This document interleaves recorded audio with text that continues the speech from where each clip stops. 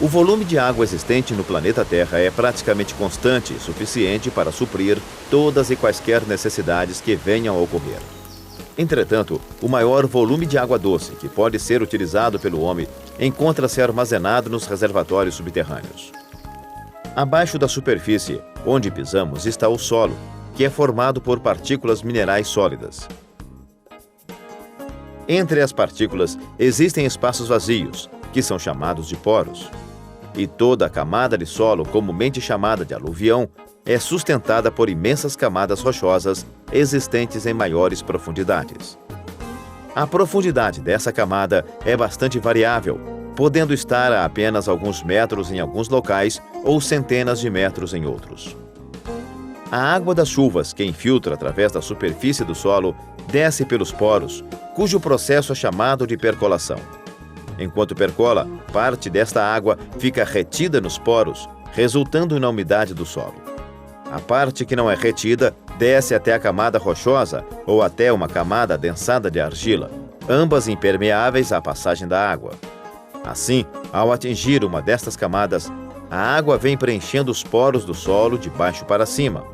Ela ocupará todos os poros, expulsando o ar dos mesmos até atingir um determinado nível. Isso faz com que passe a existir no solo uma linha imaginária abaixo da qual o solo encontra-se saturado, ou seja, com todos os poros preenchidos por água. Essa linha é chamada de linha freática. E o volume de água acumulado entre ela e a camada impermeável é denominado de reservatório freático ou lençol freático. A água do lençol freático é a principal responsável pela manutenção das nascentes.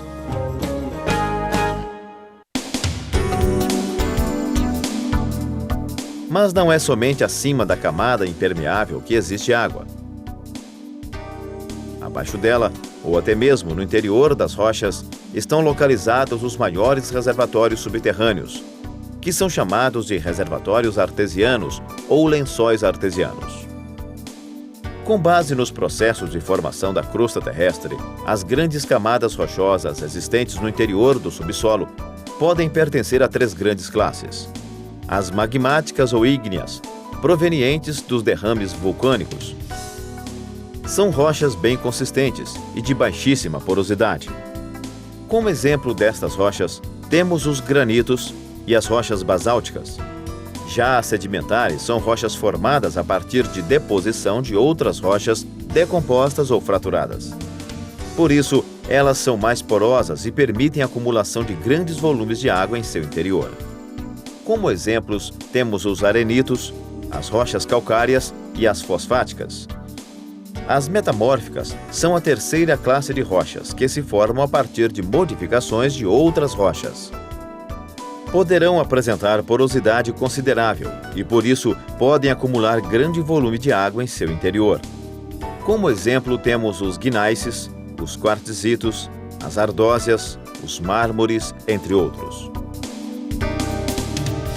Como mostrado nesse esquema, sendo a rocha permeável, a água poderá chegar facilmente ao seu interior, a exemplo do que acontece no solo. Em outros casos, a água poderá deslocar-se através de falhas ou fendas que geralmente existem entre grandes blocos de rochas e acumular-se nas galerias. Estas são algumas maneiras que a água encontra para se acumular nas rochas, formando assim os reservatórios artesianos.